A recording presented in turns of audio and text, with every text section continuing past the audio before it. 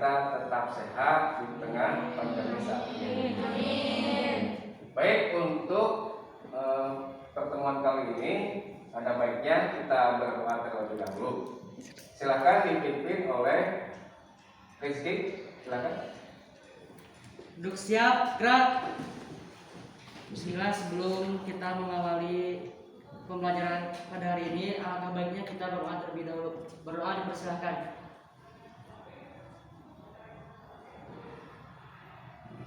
Berdoa cukup. Ya, terima kasih Rizky yang telah memimpin doa.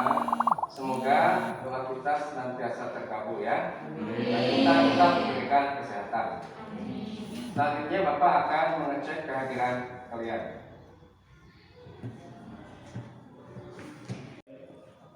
Yang pertama, Arum Marwah, Asep Muhammad Rizky, Dewi Jefroti, Dini, Eva, Fitria, Gisna, Erna, Hesti, Ismi, Ispi, Juliani, Muhammad Eva, Mutia,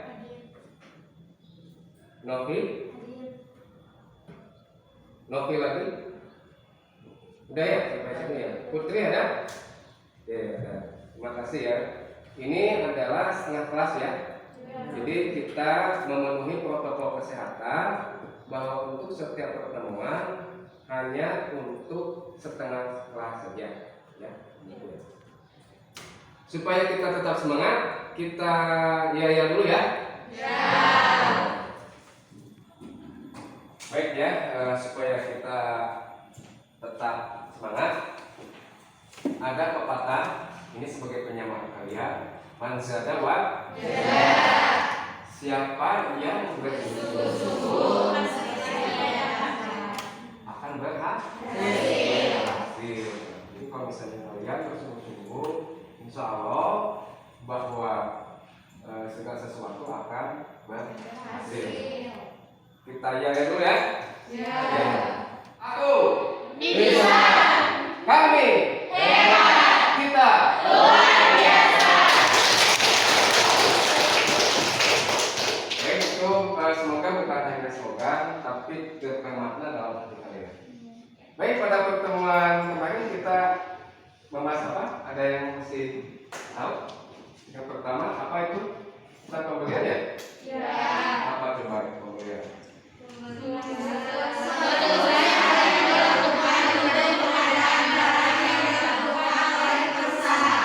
Oke, kemudian fungsi-fungsinya? Fungsi gudang, fungsi pembelian, fungsi penerimaan barang, dan fungsi. Ya, terima kasih berarti kalian sudah memahami mengenai materi ya. Baik, pada pertemuan kali ini ya, kita akan membahas mengenai dokumen transaksi pembelian. Masih ya, pertemuan selanjutnya. Kompetensi dasarnya yaitu menganalisis dokumen transaksi pembelian, kemudian membuat transaksi pembelian, kemudian tujuan pembelajarannya yaitu melalui pembelajaran Discovery Learning, maka siswa diharapkan mampu 1. Menganalisis surat pembelian dengan benar, 2. Menganalisis laporan penerimaan barang dengan benar, dan yang ketiga menganalisis bukti penerimaan kas dengan benar. Nah, kita akan menggunakan pembelajaran model Discovery Learning. Artinya nanti kita akan menemukan sesuatu yang baru mengenai informasi yang didapat, dan nanti kita akan mengambil kesimpulan.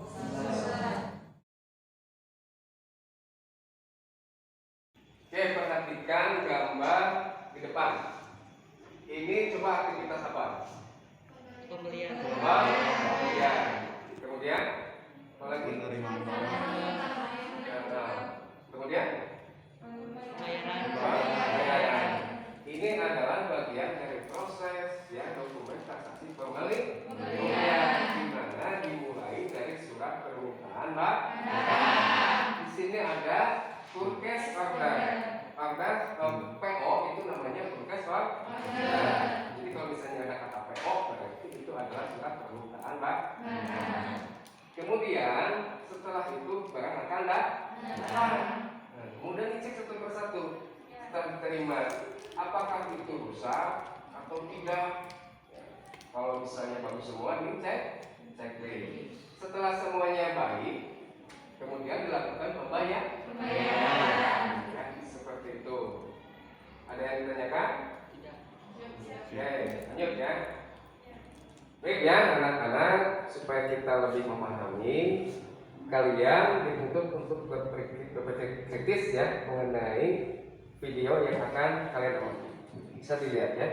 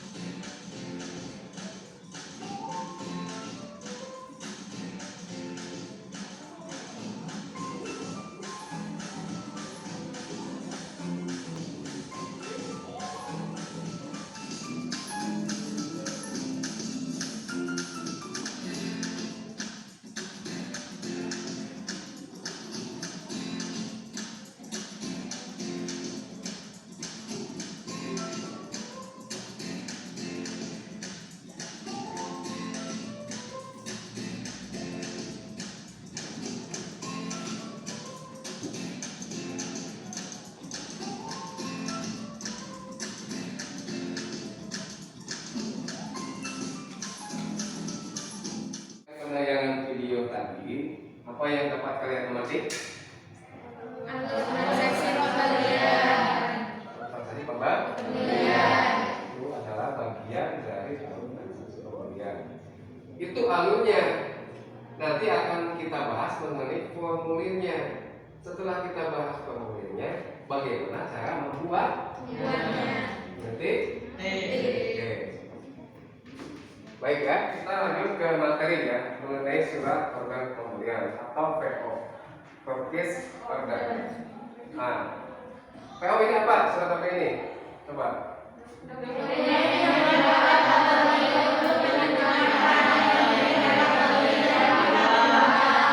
Oke, kemudian informasi apa yang ada di dalam surat order pembelian?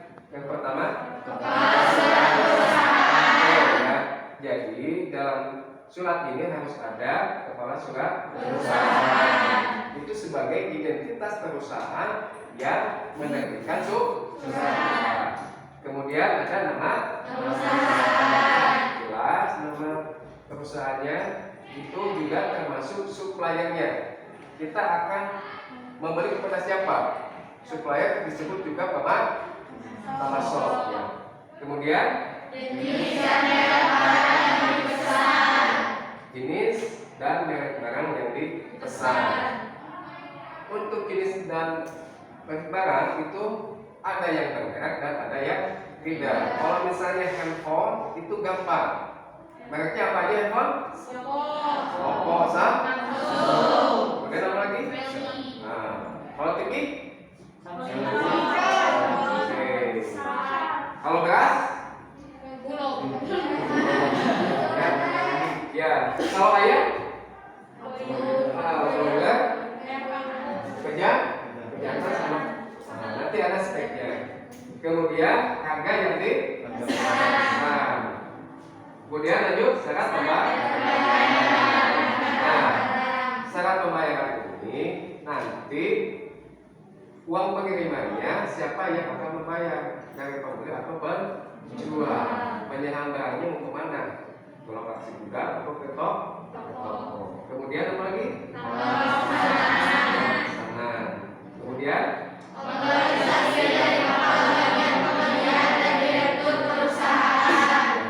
jadi surat ini harus ada otorisasi atau kewenangan dari bagian pembelian untuk menerbitkan surat permintaan barang.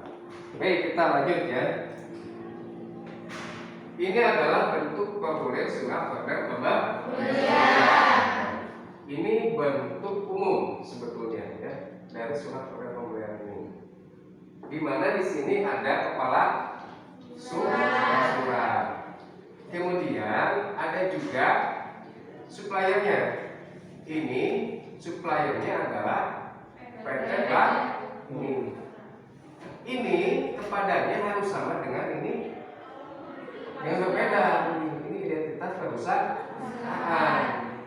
Kemudian ada batas tanggal penyerahan, kemudian syarat pembayaran dan penyerahan.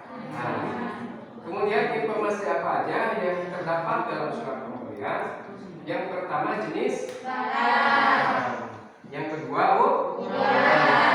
ukuran di sini bisa tipe, spesifikasi ataupun lain-lainnya ya. Kemudian kuantum ini jumlah. Kemudian harga sah. Kemudian jumlah total semuanya. Dan harus ditandatangani oleh bagian pembelian. Seperti itu. Di sini Bapak akan memberikan contoh tentang surat pesanan. Nah ini ya. Ada yang bisa menerjemahkan?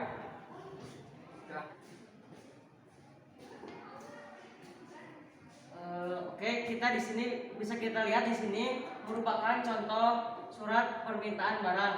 Di sini tercantum pemasok dari Duta Mandiri yang dikirim untuk dikirim ke Diklat PPS Jakarta Selatan. Informasinya di sini tercantum ada waktu pengiriman, tanggal, jam, deskripsinya, nama barang. Apa itu nama barangnya? Namanya ayam kampung dan ayam jantan. Brand di sini brand lokal, spesifiknya 1:2 dan 1:1. Untuk unit 5 kg, jadi kuantitasnya 15 kg. Harga satuannya yang ayam kampung Rp12.000, sedangkan ayam jantan Rp10.000. Lalu dikalikan totalnya berapa? 100? Totalnya Rp180.000 dan dan Rp140.000. Jadi jumlah harga jual beli Rp320.000. Dikurangi potongan harga Rp20.000, dasar pengenaan pajak Rp300.000. PPN sama dengan 10% dikali dasar pengenaan pajak. Jadi total plus PPN 10%, totalnya Rp330.000. Ya. Ada yang bertanyakan? Ya. Bapak ada PPN, PPN itu apa? Oke, ada yang tahu PPN itu apa? Tidak. Oke, PPN adalah pajak pertambahan nilai. Jadi pajak pertambahan nilai ini adalah pajak untuk pembelian ya. Biasanya sekitar 10%. Nah, contohnya kalian juga kalau misalnya makan di KFC atau misalnya di manapun itu suka ada PPN sebesar 10%. Paham? Oke, selanjutnya ada laporan penerimaan. Coba dibacakan. Siapa namanya? Ya, sok coba. Dokumen ini dibuat oleh fungsi penerimaan untuk menunjukkan bahwa barang yang diterima dari pemasok telah memenuhi jenis, spesifikasi, kualitas, dan kuantitas seperti yang tercantum dalam surat order pembelian. Oke, jadi ada unsur-unsur penting mah, ya. Ada jenis, ada spesifikasi, kualitas, dan nah, ini harus sama. Nanti dicek satu persatu. Kemudian informasi apa aja yang terdapat dalam laporan penerimaan barang ini? Yang pertama apa? Kemudian? Kemudian?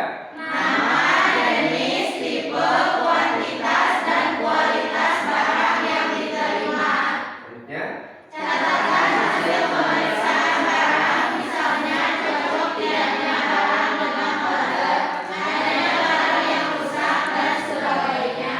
Oke. Terus bagaimana kalau misalnya barang tidak cocok? Nah, direct tuh atau dikembali. Nah, ya. Kita lihat bentuknya seperti apa ya formulirnya. Ini sama ya.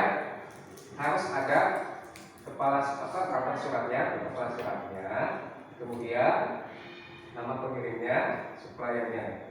Kemudian ini identifikasi dari informasi order, bukan order pembelian ini ya, dari laporan penerimaan barang. Di sini ada jenis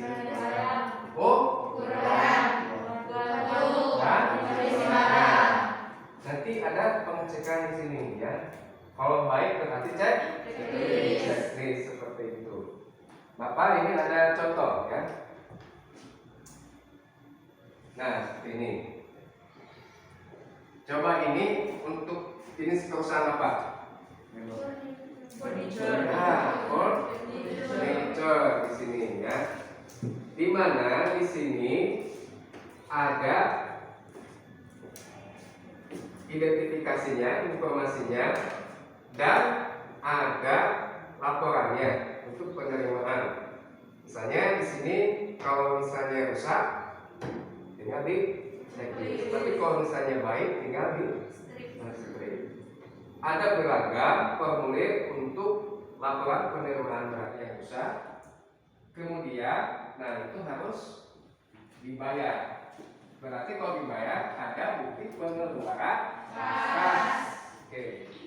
Apa yang dimaksud dengan bukti pengeluaran kas? Coba sama-sama baca. Dokumen ini berfungsi sebagai perintah pengeluaran kas untuk pembayaran utang kepada pemasok dan yang sekaligus berfungsi untuk dasar pencatatan transaksi pembelian. Oke. Kemudian lanjut. Dokumen ini juga berfungsi sebagai perintah pengeluaran kas untuk pembayaran utang kepada pemasok dan yang sekaligus berfungsi sebagai surat pemberitahuan kepada kreditur mengenai maksud pembayaran. Oke ya. Jadi ini menyangkut tentang pembayaran. Hanya saja pembayaran itu ada secara tunai, ada secara kredit. Kredit itu ada penangguhan pembayaran. Misalnya tempo waktunya 1 minggu, 2 minggu, atau 1 bulan. Tergantung kesepakatan. Sampai sini ada ditanyakan?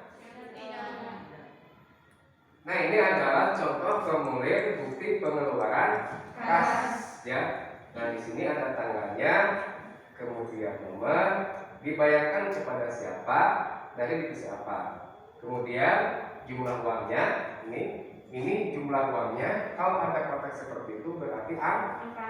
Nah, ini misalnya untuk pembayaran apa? Untuk pembayaran baku misalnya, atau untuk perusahaan ATK, pembayaran ATK dan lain-lain. Kemudian di sini juga ada yang menyetujui, memverifikasi kasir dan penerima. Penerima di situ adalah penerima uang. Di sini Bapak ada contoh untuk bukti kas keluar atau pengeluaran kas, sama aja ya. Di sini ada kapten biasa ya. Jadi yang mengeluarkan uang di sini Kemudian di sini tertulis bukti kas keluar. Dibayarkannya kepada siapa, nilainya berapa, dan gunanya untuk apa. Kalau pelunasan utang berarti tadinya si perusahaan transaksinya secara kredit. Dan ini Bapak ada quiz ya. Tadi kan pembayaran itu bisa secara tunai atau kredit. Kalau pembayaran secara kredit itu apa? Pembayaran yang dilakukan secara bertahap atau berangsur. Oke, apa lagi? Ada yang lain? Baik ya.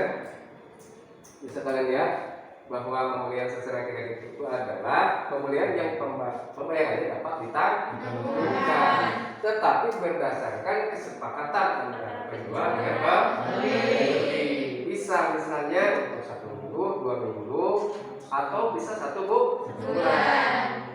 Jadi tergantung dari kesepakatan penjual dan pembeli. Ini adalah KPD ya yang harus kalian kerjakan. Tapi untuk saat ini silahkan kalian coba dulu ya untuk membuat surat pesanan. Namun sebelumnya Bapak akan menerangkan bagaimana cara mengerjakan KPD. Di sini kalian harus mengunjungi situs www.dp.org. Di situ banyak contoh ya tentang surat pesanan, tentang penerimaan barang dan bukti kas. Silakan kalian kunjungi. Kemudian ini ada 3. Yang pertama kalian membuat surat order pembelian. Dan KPD ini sudah ada di Google Classroom. Ya, kalian tinggal buka. Selanjutnya kalian juga membuat contoh laporan penerimaan barang. Jadi yang tadi itu nanti dicek. Jadi si kuantitinya sama, jangan lupa. Selain itu, nanti jumlah pembayarannya juga harus sama dengan bukti kas keluar yang akan dilakukan. Jadi harus sama. Mengerti? Oke, silakan kalian mencoba dulu untuk membuat surat pesanan. Oke, silakan.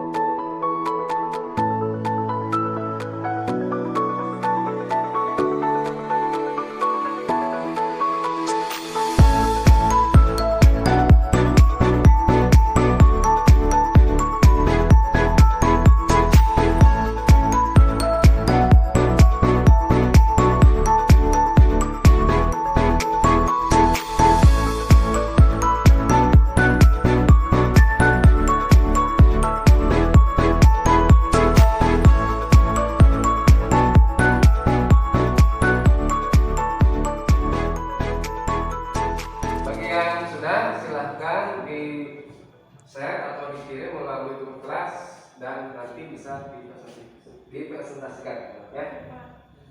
Ada yang sudah? Oke, Putri, silakan. Oke, Bapak buka ya. Nah ini, silakan presentasi hasilnya.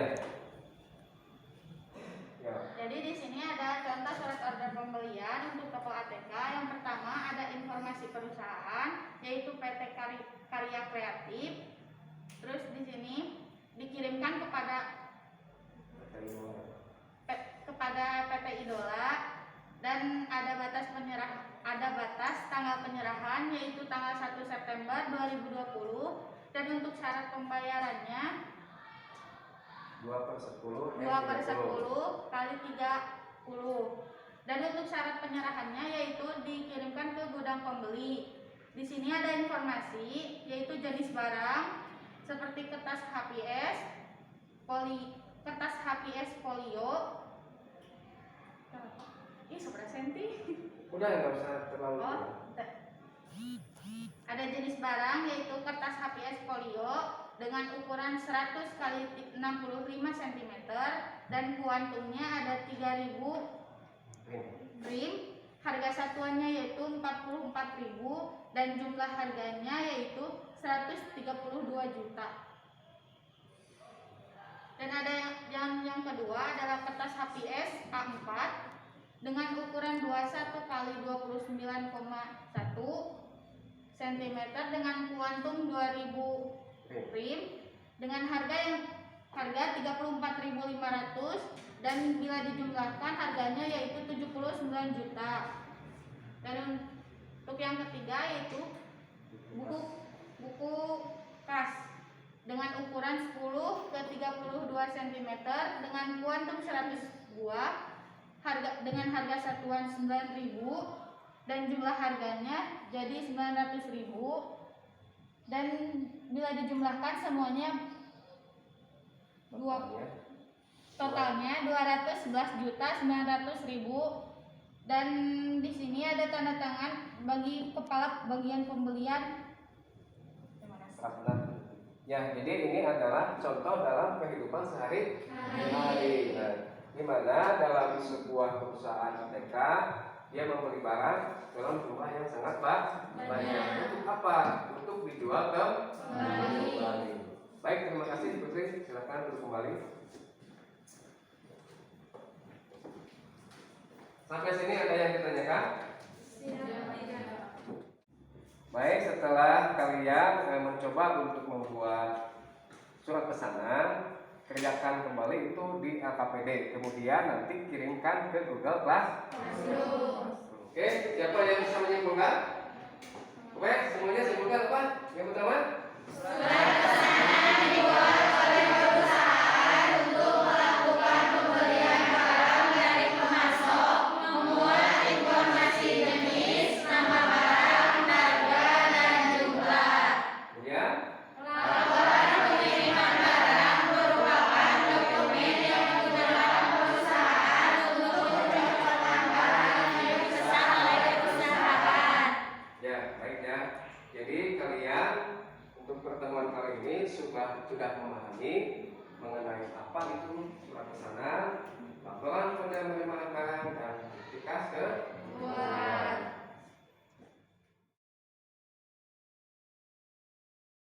Pertemuan kali ini Bapak akan merefleksikan bahwa dalam kehidupan sehari-hari di dalam sebuah perusahaan ternyata terdapat banyak SOP atau prosedur, dari mulai misalnya pembelian sampai penjualan. Untuk pembelian sendiri transaksinya ada beberapa proses, termasuk bagaimana cara membuat formulir dan membuat surat pesanan tersebut. Jadi masing-masing perusahaan memiliki form khusus untuk surat. Begitu juga untuk penerimaan barang dan bukti kas keluar. Seperti itu ya. Kemudian untuk yang lainnya, pertemuan berikutnya kita akan membahas tentang dokumentasi penjualan. Sekarang ini kemudian untuk pertemuan berikutnya adalah dokumentasi penjualan. Bisa dipahami? Oke ya. Untuk menutup pertemuan kali ini, silakan ya Rizky untuk memimpin doa. Siap, gerak. Sebelum kita mengakhiri pembelajaran kali ini, alangkah baiknya kita berdoa terlebih dahulu. Berdoa dipersilakan.